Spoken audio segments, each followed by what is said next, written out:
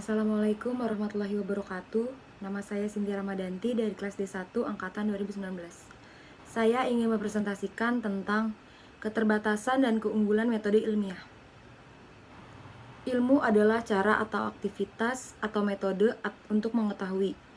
Ilmu akan muncul dari suatu objek setelah melakukan berbagai pengamatan, dan dalam proses pencarian kebenaran tersebut akan diperlukan metode ilmiah. Bila dikaitkan dengan ilmu, maka metode ilmiah merupakan cara untuk mengetahui kebenaran dari suatu teori keilmuan dan kejadian-kejadian alam lainnya. Jadi, bila ingin mengetahui kebenaran dari teori keilmuan, salah satunya adalah dengan menggunakan metode ilmiah. Selanjutnya, metode ilmiah atau proses ilmiah merupakan proses keilmuan untuk memperoleh pengetahuan secara sistematis berdasarkan bukti fisik. Metode ilmiah akan menjelaskan berbagai macam gejala-gejala yang ada di dalam dan akan menjawab berbagai macam pertanyaan yang timbul dari segala macam bentuk perubahan yang terjadi. Ilmuwan melakukan observasi serta membentuk hipotesis dalam usahanya untuk menjelaskan fenomena alam. Prediksi yang dibuat berdasarkan hipotesis tersebut diuji dengan melakukan eksperimen dan percobaan-percobaan langsung untuk mendapatkan jawaban atas pertanyaan yang muncul. Selanjutnya, metode ilmiah bergantung pada karakterisasi yang cermat atas subjek yang ada.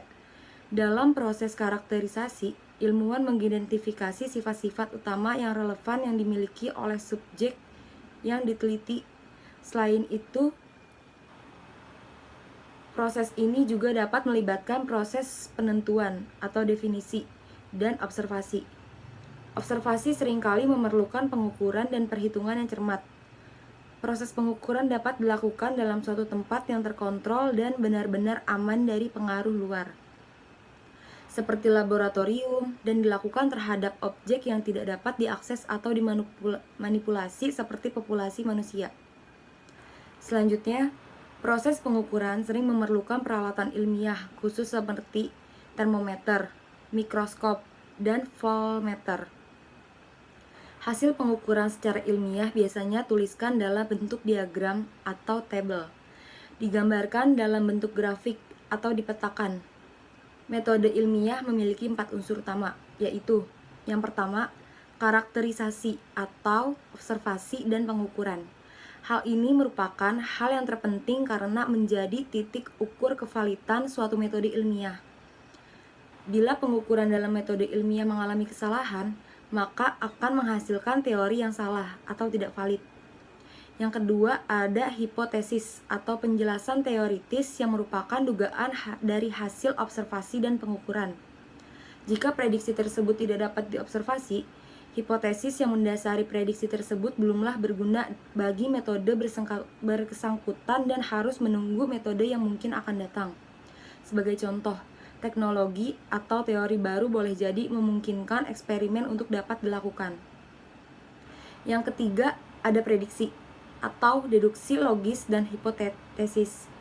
Prediksi tersebut mungkin meramalkan hasil suatu eksperimen dalam laboratorium atau observasi suatu fenomena di alam.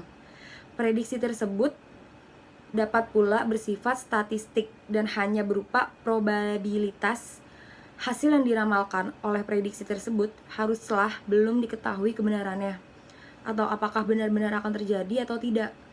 Hanya dengan demikianlah, maka terjadinya hasil tersebut menambah probabilitas bahwa hipotesis yang dibuat sebelumnya adalah benar. Jika hasil yang diramalkan sudah diketahui, hal itu disebutkan konsekuensi dan seharusnya sudah diperhitungkan saat membuat hipotesis.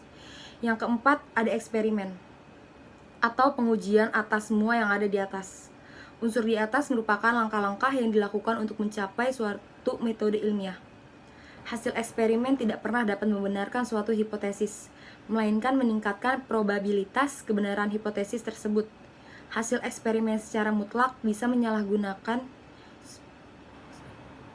menyalahkan suatu hipotesis bila hasil eksperimen tersebut bertentangan dengan prediksi dari hipotesis. Di sini ada keunggulan.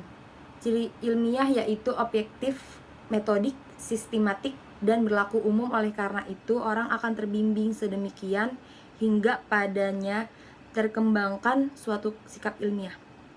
Sikap ilmiah yaitu yang pertama, mencintai kebenaran yang objektif dan bersikap adil. Yang kedua, menyadari bahwa kebenaran ilmu tidak absolut. Yang ketiga, tidak percaya pada takhyul, astrologi maupun untung-untungan. Yang keempat, ingin tahu lebih banyak. Yang kelima, tidak berpikir secara prasangka. Yang keenam, tidak percaya begitu saja pada suatu kesimpulan tanpa adanya bukti-bukti yang nyata. Yang ketujuh, optimis, teliti, dan berani menyatakan kesimpulan yang menurut keyakinan ilmiahnya adalah benar. Selanjutnya, ada keterbatasan. Dengan metode ilmiah dapat dihasilkan ilmu atau pengetahuan yang ilmiah. Dalam pengujian hipotesis, diperlukan data.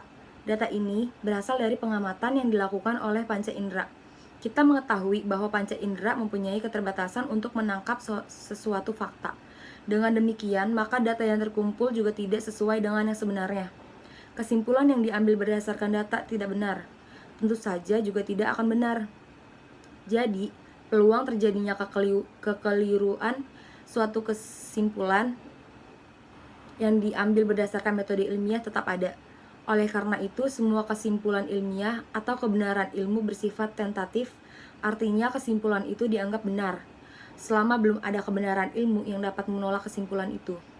Sedangkan, kesimpulan ilmiah yang dapat menolak kesimpulan ilmiah yang terdahulu menjadi keberanian ilmu yang baru. Keterbatasan lain yaitu tidak dapat menjangkau untuk membuat kesimpulan yang bersangkutan dengan baik dan buruk atau sistem nilai tentang seni dan keindahan, dan juga tidak dapat menjangkau untuk menguji adanya Tuhan. Terima kasih, sekian presentasi dari saya. Lebih atau kurangnya mohon maaf. Assalamualaikum warahmatullahi wabarakatuh.